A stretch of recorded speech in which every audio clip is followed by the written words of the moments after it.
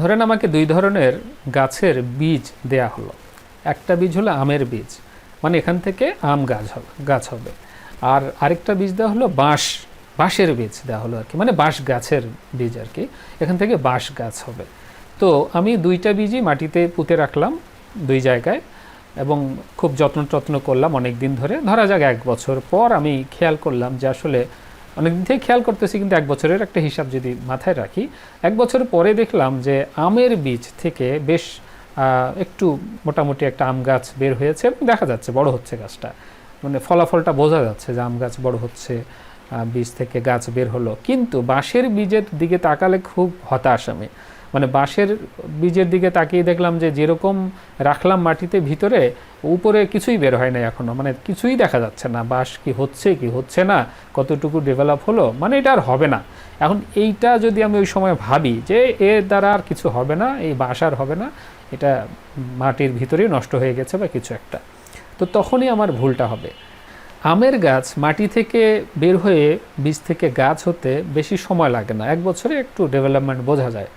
কিন্তু বাঁশের ক্ষেত্রে যদি চিন্তা করি ব্যাপারটা, বাঁশের বীজ মাটি থেকে উপরে উঠতে, মানে শিকড়গুলো গজাতে অনেক সময় লাগে, ইভেন কয়েক বছর লেগে যেতে পারে। তো বাঁশের বীজের ক্ষেত্রে শিকড় গজাতে অনেক সময় লাগে, সে তার ফাউন্ডেশন তৈরি করতেছে সেখানে, এবং এই ফাউন্ডেশনটা তৈরি করা শেষ হলে দেখা যাবে যে মানে যখন ফাউন্ডেশন তৈরি হবে তখন সে তাড়াতাড়ি অনেক বড় হওয়া শুরু হবে, তাড়াতাড়ি বেড়ে উঠবে, মাটির উপরে উঠবে এবং দ্রুত লম্বা হবে। এই যে মানুষের স্কিল ডেভেলপমেন্ট, মানুষের যে দক্ষতাগুলো, মানবিক দক্ষতাগুলো, এরকম বাঁশের মতো ফাউন্ডেশন ভিতরে ভিতরে গড়ে উঠতে অনেক সময় লাগে, এবং এগুলোই আমাদেরকে আলাদা করে একজন আরেকজনের কাছ থেকে। তো আজকের যুগের এই যে এআই চারিদিকে, এআই এর ভিড়ে আমাদের এই মানবিক দক্ষতাগুলো, যেগুলো বাঁশের মতো ফাউন্ডেশন তৈরি করতে অনেক সময় লাগে, হঠাৎ করে হয় না আম গাছের মতো, সেগুলো আরও বেশি গুরুত্বপূর্ণ হয়ে উঠতেছে আর কি। মানে আগেও গুরুত্বপূর্ণ ছিল, এখন আরও বেশি গুরুত্বপূর্ণ, আরও বেশি ফোকাস করা লাগতেছে এগুলোতে, আরও বেশি ফোকাস করা লাগতেছে, কারণ চারিদিকে তো এআই, সবার হাতে যদি একই রকম এআই থাকে, একই রকম টেকনোলজির টুলস থাকে, তাহলে আমি কিভাবে আলাদা হব? কোম্পানিগুলো বা কোনো প্রতিষ্ঠান যখন মানুষকে হায়ার করে, মানুষকে নিয়োগ দেয় কোনো কাজের জন্য, তখন এখন কি এইটা হবে যে কে এআই ব্যবহার করতে পারে আর কে পারে না? তো সবাই তো এখন যদি পেরে যায়, টুলসগুলো একই রকম হয়, তাহলে কি দেখে হায়ার করবে? আজকে আমরা আলোচনা করব এই যে এআই এর ভিড়ে কোন 8টি মানবিক দক্ষতা, কোন 8টি মানবিক দক্ষতা আমাদের জন্য ভেরি স্পেশাল। এগুলো সবসময় স্পেশাল ছিল পৃথিবীর শুরু থেকেই, কিন্তু তারপরেও এখন এগুলো আলোচনায় আবার আসতেছে, কারণ আমরা টেকনোলজির যুগে, মানে মানবিক এবং যান্ত্রিক সব কিছু মিলে যেহেতু আমরা গোলমাল হয়ে যাচ্ছে, সেহেতু আমাদেরকে একটু ওই যে ভেজালের ভিড়ে খাঁটি মানের নিশ্চয়তা, এরকম মানে ফার্মের বা ব্রয়লারের ভিড়ে একটু দেশি হওয়ার কায়দায় আমাদের এই 8টা স্কিল একটু খুব মনে রাখা দরকার, এবং এই অনুযায়ী আমাদেরকে একটু নিজের প্রস্তুতিটা রাখা দরকার। এবং এই 8টা মানবিক দক্ষতা আমাদের যে ক্যারিয়ার স্কিল, মানে আমাদের ভবিষ্যৎ ক্যারিয়ারের জন্য কাজে লাগবে, এবং আমাদের আলাদা হতে কাজে লাগবে অন্যদের চেয়ে। 8টা স্কিলে যাওয়ার আগে আমি আরেকটা জিনিস বলে নেই, যে আমাদের সামনের প্রতিযোগিতাটা এমন হবে না যে এআই ব্যবহার করতে পারার প্রতিযোগিতা, কে পারে কে পারে না, এটা হয়তো বা সবাই শিখে যাবে মোবাইল ব্যবহার করার মতো। সামনের প্রতিযোগিতাটা হবে মানুষ হওয়ার প্রতিযোগিতা, তাই না? কেমন লাগতেছে শুনতে? মানুষ হওয়ার প্রতিযোগিতা, মানে আমরা যে মানুষ সেইটাকে আলাদা করে প্রমাণ করতে হবে বারবার। আচ্ছা, এআই তো লিখতে পারে, কিন্তু কি লিখতে হবে, কি দরকার, সেটা কে করবে? সেই সিদ্ধান্ত কে নেবে? মানুষ। এআই আইডিয়া দিতে পারে, কিন্তু আমার জন্য কোন আইডিয়াটা বেস্ট, কোন আইডিয়াটা আমার কাজে লাগবে, সেটা কে নির্ধারণ করবে? মানুষ। এআই তথ্য দিতে পারে, কিন্তু আমার কতটুকু তথ্য লাগবে, কোন তথ্যটা জরুরি, সেইটাকে নির্ধারণ করবে মানুষ। এরকম হাজারো প্রশ্ন থাকতে পারে, যেখানে সবসময় ডিসিশন মেকিং থেকে শুরু করে সব জায়গায় মানবিক স্কিলগুলো সামনে চলে আসবে।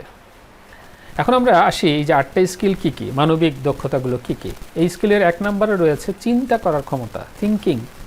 এই যে ক্লিয়ারলি থিঙ্কিং করার এবিলিটি, এটাই হলো 1 নম্বর স্কিল। আমরা তো চিন্তা করতে পারি, কিন্তু আসলে এই যে অনেক সময় কানেক্ট করতে পারি না বিভিন্ন ডটকে, আমি কি করতে চাচ্ছি, কেন করতে চাচ্ছি, এটা আমার মিশন ভিশনের সাথে যায় কি না, এই যে বিভিন্ন ধরনের ডটগুলোকে আমরা কিভাবে কানেক্ট করব। একটা এক্সাম্পল দিলাম আর কি, এরকম চিন্তা করতে পারার ক্ষমতা, মানে আমি কিভাবে চিন্তা করলে আমার ক্লিয়ার একটা আমি গোল বুঝতে পারবো, ক্লিয়ার পারপাস বুঝতে পারবো, ক্লিয়ারলি তার ব্যাকগ্রাউন্ডটার সাথে বর্তমান এবং ভবিষ্যতে কানেক্ট করতে পারবো। এগুলো নিয়ে আমরা আলোচনা করব, কিন্তু আমরা জাস্ট পয়েন্টগুলো বলতেছি আজকে। ক্লিয়ার থিঙ্কিং, এটা হলো 1 নাম্বার এবিলিটি।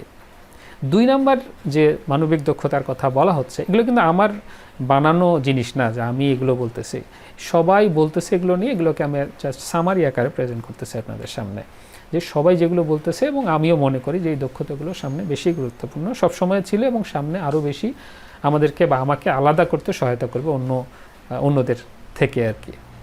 2 নাম্বার যেটা হলো সেটা হলো যোগাযোগের দক্ষতা। এটা সব সময় ছিল, এটা একটা টপ লেভেল স্কিল। সব সময় কমিউনিকেশন স্কিলকে আমরা সব সময় দেখেছি যে কোনো সময় এটা একেবারে টপ লেভেল স্কিলের মধ্যে একটা, সফট স্কিলসের মধ্যে একটা যোগাযোগের দক্ষতা। যোগাযোগ দক্ষতা এমন না যে শুধু মানুষের সাথে কথা বলার দক্ষতা। যোগাযোগ দক্ষতা আপনি এই যে ধৈর্য সহকারে মানুষের কথা শোনেন, এগুলোকে আমরা অনেক সময় ইগনোর করি, মনে করি যে ফটাফট বলতে পারলেই মনে হয় যোগাযোগ দক্ষতা হলো।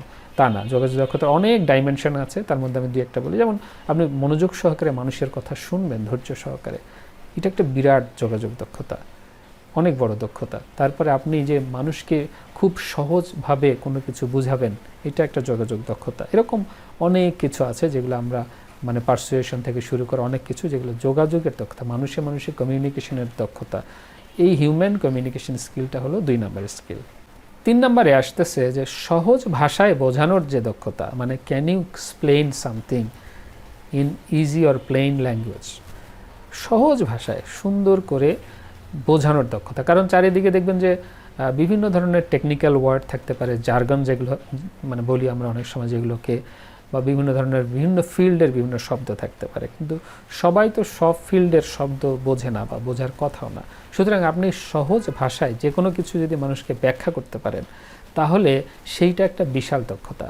ধরেন আপনি কোনো অসুখের কথা ব্যাখ্যা করবেন কাউকে, আপনি এখন যদি মেডিকেলের ভাষায়, মেডিকেলের টার্মে ব্যাখ্যা করা শুরু করেন যে লোকটার কী হয়েছে, তাহলে কিন্তু সবাই বুঝবে না। কিন্তু আপনি যদি সহজ করে বুঝিয়ে দেন যে এই কারণে এই ধরনের ঘটনা ঘটতেছে শরীরের ভিতরে, আপনি মেডিকেল টার্ম ইউজ না করেও বলতে পারবেন তার জন্য এরকম হচ্ছে। আমার এক ফ্রেন্ড আমাকে দিয়ে এক সময়ে টেকনিক্যাল কিছু জিনিস বোঝাতো, কম্পিউটার সায়েন্স রিলেটেড বা টেকনোলজি রিলেটেড, আইটি রিলেটেড। তো সে যখন বোঝায় যে ডেটাবেস, তো ডেটাবেস হলো একটু স্টোরের মতো, ওয়্যার হাউসের মতো, যেখানে অনেক ডেটা থাকে, তাই না? এপিআই একটা শব্দ আছে না টেকনিক্যাল, মানে কম্পিউটার সায়েন্স এপিআই। তাহলে এপিআই কী জিনিস? তখন আমাকে বোঝালো যে এপিআই দোস্ত এরকম যে ধর রান্নাঘরে খাবার হচ্ছে আর কাস্টমার খাবে, তো কাস্টমার আর রান্নাঘরের মধ্যে যে কাস্টমার অর্ডার দিল এই খাবারটা দরকার, ওয়েটার সেই খাবারটাকে রান্নাঘর থেকে নিয়ে এসে কাস্টমারের কাছে দেয়। এই যে ওয়েটারের কাজটা, সেটা হলো এপিআই এর মতো কাজ অনেকটা। এপিআই এই কাজটা করে, এই ডেটাবেস থেকে ডেটাকে প্রয়োজন মতো কাস্টমার মানে চাহিদা মতো ইউজারের কাছে নিয়ে আসে, এটা হলো এপিআই। তো সুন্দরভাবে আমি একটা কনসেপ্ট পেয়ে গেলাম যে আসলে এপিআই জিনিসটা কিভাবে কাজ করে। ও কিন্তু কোনো টেকনিক্যাল ওয়ার্ড ইউজ করে নাই, কিছুই করে নাই, কিন্তু সে আমাকে বুঝিয়ে দিল যে এপিআই কিভাবে কাজ করে। সেরকম এআই নিয়ে সে আমাকে সুন্দরভাবে বুঝিয়েছে এআই কিভাবে কাজ করে। তো আমি বুঝে গেলাম যে টেকনিক্যালি প্রোগ্রামিং না জানা সত্ত্বেও আমি এআই কিভাবে ফাংশন করে, এটা একটু আমার জন্য সহজ হলো বোঝাটা। এরকম যারা সহজ ভাষায় বুঝিয়ে দিতে পারবে ব্যাপারগুলোকে, সেই জিনিসগুলো একটা বড় স্কিল, সেই জিনিসগুলো একটা বড় স্কিল বর্তমান যুগে। সহজ ভাষায় নিজেদের বা কোনো বিষয়কে, কমপ্লেক্স কনসেপ্টকে ব্যাখ্যা করার বিষয়টা, এটা একটা স্কিল। 4 নম্বর স্কিলটা হলো খুব ইন্টারেস্টিং এবং এটা নিয়ে সবাই কথা বলতেছে আজকাল, সেটা হলো স্টোরি টেলিং। স্টোরি টেলিং মানে গল্প বলার ক্ষমতা। এখন অনেকেই শুনে হয়তো ভাবতে পারে যে গল্প বলার ক্ষমতা মানে কি, খরগোশ কচ্ছপের গল্পই কি সবসময় বলতে হবে বা এই ধরনের গল্পই আনতে হবে, রাজা রানীর কাহিনী আনতে হবে, রাজা বাদশার কাহিনী বলতে হবে? এমন না। গল্প বলার দক্ষতা মানে গল্পের মতো করে কোনো কিছুকে উপস্থাপন করার দক্ষতা। সহজ হিসাব মানে কোনো একটা কনসেপ্টও যদি টিচার বোঝাতে চায় কাউকে, তাহলে সে একটা গল্পের ফ্রেমের মতো, এটার ব্যাকগ্রাউন্ড কি, এটা কেন আসলে, এটাকে যদি কোনোভাবে গল্পের চরিত্রের মতো করে বোঝাতে সক্ষম হয়, তাহলে খুবই ভালো। এটা স্টোরি টেলিং। স্টোরির একটা ফরম্যাট থাকে, শুরু থাকে, মাঝখানে ঘটনা থাকে, তারপর শেষ থাকে। এভাবে যদি আমরা গল্পের ছলে কোনো কিছুকে বোঝাতে পারি, তাহলে এটা একটা বড় দক্ষতা, গল্প বলার দক্ষতা। সেটা কিনা ভিডিও তৈরি হোক বা পড়ানো হোক বা বিজনেস কনসেপ্ট বোঝানোর ক্ষেত্রেই হোক বা কোনো প্রেজেন্টেশন দেওয়ার ক্ষেত্রেই হোক না কেন, গল্প বলার দক্ষতাটা হলো একটা বড় দক্ষতা। এই গল্প বলার দক্ষতা দিয়ে আমরা মানুষকে এনগেজ করতে পারি, মানুষকে হুক করতে পারি, মানুষের মনোযোগ আকর্ষণ করতে পারি। সুতরাং এই গল্প বলার দক্ষতা নিয়ে আরও কথা হবে।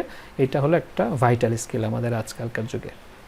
এরপরের 5 নাম্বারটা হলো বিচারবোধ। বিচারবোধ মানে হচ্ছে জাজমেন্ট, মানে হিউম্যান জাজমেন্ট, মানে আপনি এটাকে কিভাবে জাজ করবেন, কিভাবে দেখবেন, মানবিক দিক থেকে দেখলে এটা কিভাবে হবে। যেমন এটা আমার জন্য ঠিক কি না ঠিক, এআই হয়তো একটা কথা বললো, একটা কিছু দিল, কিন্তু আমার প্রেক্ষাপটে, আমার জীবনের সাথে, আমাদের পরিবেশের সাথে, আমার আইনের সাথে, আমার দেশের সাথে, আমার মানুষজনের সাথে সম্পর্কের যে ধরন, সেইটার সাথে এটা যায় কিনা, সেইটা আমি আমার মানবিক দিক থেকে বিচার বিশ্লেষণ করব এবং আমি দেখব এটা ঠিক হলে নেব, না ঠিক হলে নেব না।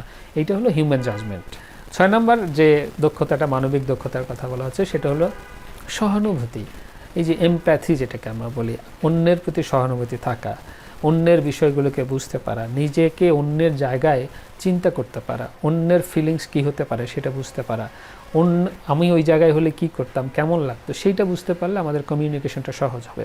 কারণ আপনি যদি কমিউনিকেশন করতে চান, কমিউনিকেট করতে চান কারোর সাথে, এই যে কমিউনিকেশন তো একটা বড় দক্ষতা, তা আন্দাজে মানে আপনি কমিউনিকেশন করতে চাইলে তো হবে না, কমিউনিকেশনটা পারফেক্টলি সঠিক জায়গায় সঠিকভাবে হতে হবে।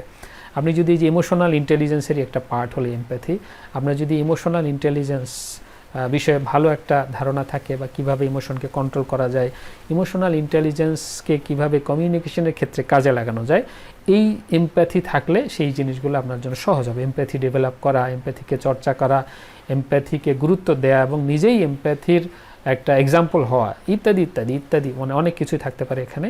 এই এমপ্যাথি জিনিসটা যদি আপনার মধ্যে থাকে, আপনার একটা বড় মানবিক কোয়ালিটি, এটা মানবিক দক্ষতা, এটা এমপ্যাথি। এরপরে 7 নাম্বারটা হলো সৃজনশীলতা বা ক্রিয়েটিভিটি। এটা তো সবসময় ছিল, এখনও আছে, সবসময় থাকবে। ক্রিয়েটিভিটি মানে আপনি এআই ব্যবহার করার পরেও আপনি এআইকে এমনভাবে কমান্ড লিখবেন, এমনভাবে প্রম্পট দিবেন, এমনভাবে জিজ্ঞেস করবেন যাতে এমন কিছু বের হবে যেটা আপনার নিজের, সেটা কিন্তু আপনার ক্রিয়েটিভিটি। এটা কিন্তু এআই থেকে আসছে এমন না, এআইকে আপনি ব্যবহার করতে পারছেন প্রপারলি আপনার ক্রিয়েটিভ জিজ্ঞাসা দিয়ে, আপনার ক্রিয়েটিভ প্রম্পট রাইটিং দিয়ে। মানে একই জিনিস যদি মানে একই এআই সবার কাছে, কিন্তু আমি যেভাবে এআইকে আমার জিনিসগুলো যেভাবে চাইবো, এই চাওয়াটাও তো আমার ডিফার করে, মানে আলাদা আলাদা হয়। আমি তো মানে ভালো যদি ব্যাকগ্রাউন্ড না থাকে, ভালো যদি চিন্তা শক্তি না থাকে, ভালো রাইটিং স্কিল যদি না থাকে, ভালোভাবে বোঝানোর ক্ষমতা যদি না থাকে, আমি তো এআইকেও বোঝাইতে পারবো না।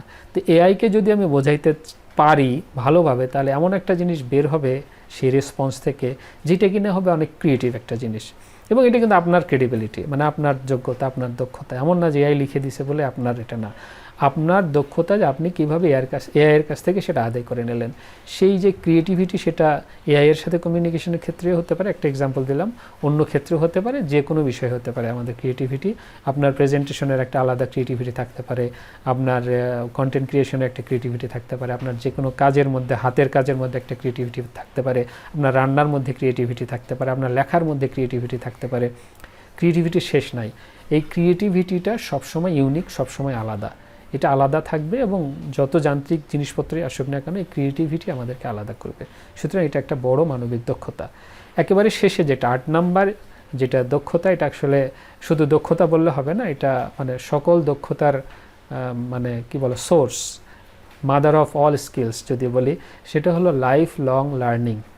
মানে জীবনব্যাপী শেখার যে আগ্রহ, শেখার যে প্রবণতা, এই যে সবসময় যে শিখতে হবে, নতুন কিছু আসতেছে, র্যাপিডলি চেঞ্জ হচ্ছে আমাদের দুনিয়াটা। এআই এর কথা তো বলাই মানে বাহুল্য, এখন এআই নিয়ে তো আমরা পড়েই আছি। এত দ্রুত চেঞ্জ হচ্ছে যে কালকে যা ছিল নতুন, আজকেই সেটা কেমন জানি পুরাতন হয়ে যাচ্ছে। এখন যদি আমি পরশু দিনের জ্ঞান নিয়েই আজকেও পড়ে থাকি, নতুন কিছু না জানার চেষ্টা করি, তাহলে কিন্তু আমি ওই যে ব্যাকডেটেড হয়ে যাব। এমনি তো ব্যাকডেটেড হয়ে যাচ্ছে আমরা, এখন যদি শেখার আগ্রহটাও না থাকে তাহলে আরও ব্যাকডেটেড হয়ে যাব। এখন যদি শেখার আগ্রহ থাকে, আমার যে 20-30 বছরের অভিজ্ঞতা, তার সাথে যতই নতুন টেকনোলজি আসুক না এখন, আমি ওইটাকে যদি একটু শেখার চেষ্টা করি, অন্তত এক্সপার্ট না হলেও কী হচ্ছে ঘটনাটা জানি, তাহলে কিন্তু ওই যে আমার এক্সপিরিয়েন্স এবং এই যে শেখার আগ্রহ, নতুন কিছু একটু অ্যাড করলাম, সেটা আবার ইউনিক একটা জিনিস তৈরি হবে। এক্সপিরিয়েন্সের দাম সবসময় আছে, এমন না যে নতুন কেউ নতুন টুলস শিখে ফেললো সে ইউনিক কিছু করে ফেলতে পারবে, এমন না। মানে আপনি যে 20 বছরের মানে জীবনের যে অভিজ্ঞতা, সেইটা কিন্তু ইউনিক, সেটার কিন্তু কোনো তুলনা নাই।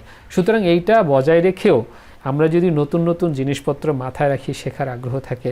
কোনো একজন ব্যক্তি বলে গেছেন না যে এখন মানে যারা নতুন করে শিখবে না তারাই হবে সবচেয়ে বড় অশিক্ষিত, মানে শিক্ষিতরা অশিক্ষিত হয়ে যাবে।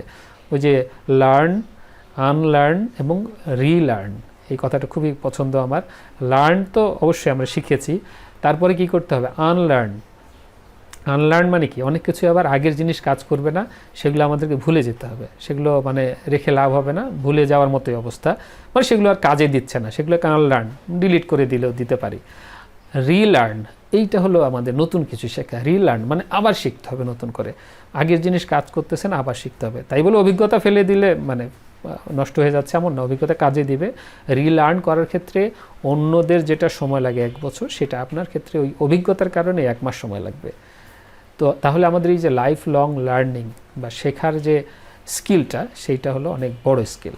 এই 8টা স্কিল যে আমাদের শুধু ক্যারিয়ার বা চাকরি পাওয়া বা বিজনেসের ক্ষেত্রে কাজে লাগবে এটা না, ওভারঅল মানুষ হওয়ার জন্য এটা আমাদের সবসময় জরুরি।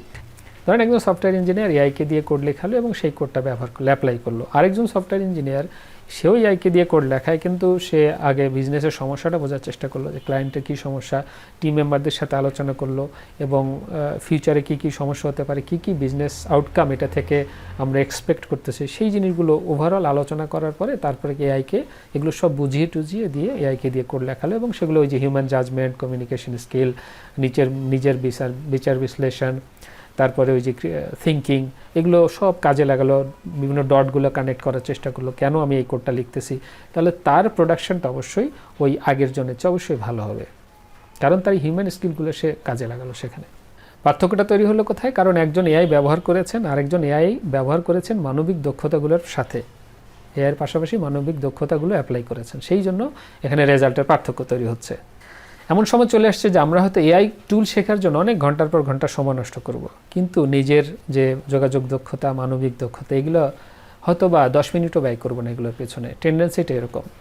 কিন্তু এআই আপনাকে মূল্যবান মানুষ বানাতে পারবে না, আপনাকে মূল্যবান মানুষ বানাতে হবে আপনার নিজেকেই, এই যে মানবিক দক্ষতাগুলো দিয়ে এআইকে পাশাপাশি কাজে লাগিয়ে। এআই আপনার এই দক্ষতাগুলোর বিকল্প কিছু না, এআই হলো এগুলোর মাল্টিপ্লায়ার। মাল্টিপ্লায়ার মানে হলো আপনি 10 গুণ আগে পারতেন 10টা কাজ করতে পারতেন, এখন 100টা পারবেন কাজ করতে, সময় কমবে, আপনার মাল্টিপ্লায়ার বহু গুণে কাজের প্রোডাক্টিভিটি বেড়ে যাবে। আপনার একটা কাজ করতে পারতেন দিনে, এখন 10টা কাজ করতে পারবেন। এইটাই হলো পার্থক্য তৈরি করবে। কিন্তু কি কাজ কেন করতেছেন, কিভাবে করতে হবে এবং এটা কি উদ্দেশ্যে করতেছেন, সেই সবগুলো নির্ভর করবে আপনার এই মানবিক দক্ষতাগুলোর উপরে। সুতরাং এআই মানে যার ভিত শক্তিশালী, ওই বাঁশের ফাউন্ডেশনের মতো, তাকে আরও শক্তিশালী করবে। আর যার ভিত শক্তিশালী নাই, তার দুর্বলতাগুলো এআই প্রকাশ করে দেবে, মনে হবে যে এটা এআই ভাব চলে, মানে দেখা যাবে যে এটা এআই দিয়ে লেখা, এআই দিয়ে কাজটা করা। সুতরাং শক্তিশালী যারা, তারা এআই দিয়ে কাজ করেও তাদের নিজের মনে হবে, আর যারা দুর্বল তাদের এআই দিয়ে কাজ করলেও মনে হবে যে এআই দিয়েই করানো। এখানে বিরাট পার্থক্য তৈরি হবে। তাহলে এখন প্রশ্ন হলো, আমি এআই কোন টুলটার সামনে ব্যবহার করতে পারবো বা করবো সেইটা, নাকি আমি এআই থাকা সত্ত্বেও নিজেকে কেমন মানুষ হিসেবে তৈরি করছি, সেই প্রশ্নটাই সামনে আমাদের। একটু 5 মিনিট সময় ব্যয় করে আমরা যদি চিন্তা করি যে যদি এআই ছাড়া হয় জিনিসটা, এআই না থাকে, এআই ছাড়া আমার কোন 3টা কোয়ালিটি, কোন 3টা গুণ বা মানবিক দক্ষতা বা কোন 3টে স্কিল আমাকে একটু মানে এগিয়ে নিয়ে যেতে পারে সামনে, এই 3টে স্কিল আমরা যদি একটু কাগজে লিখে মানে বুঝতে পারি যে এই 3টে স্কিল আমার ভালো, তাহলে এই 3টে স্কিলের মতো আরও বেশি ফোকাস করে, এই 3টে স্কিলের উপর আরও বেশি ফোকাস করে এখানে কীভাবে এআইকে ব্যবহার করা যায় এই কাজগুলোতে, সেইটা আমরা চেষ্টা করতে পারি। এর পাশাপাশি হতে পারে যে এই 3টে স্কিল আমার ভালো, আবার আরও 3টে স্কিল আমি লিখতে পারি যেই 3টে স্কিল আমার দুর্বল, যেগুলো আমার আরও শক্তিশালী হওয়া দরকার। ভালোগুলোকে আরও ভালো করার চেষ্টা করব, দুর্বলগুলোকে আরেকটু বেটার করার চেষ্টা করব। তাহলে আমাদের হয়তো সামনে এআই থাকুক না থাকুক, আরও নতুন টেকনোলজি আসুক, যাই আসুক না কেন, আমাদের নিজের যেটা স্বকীয়তা সেগুলো বজায় রেখে আমরা কাজ করতে পারব। আগামী ভিডিওতে হয়তো আমরা চেষ্টা করব যে ক্লিয়ার থিঙ্কিং এই জিনিসটা নিয়ে 1 নম্বর পয়েন্ট যেটা। ভালো থাকবেন সবাই, ধন্যবাদ।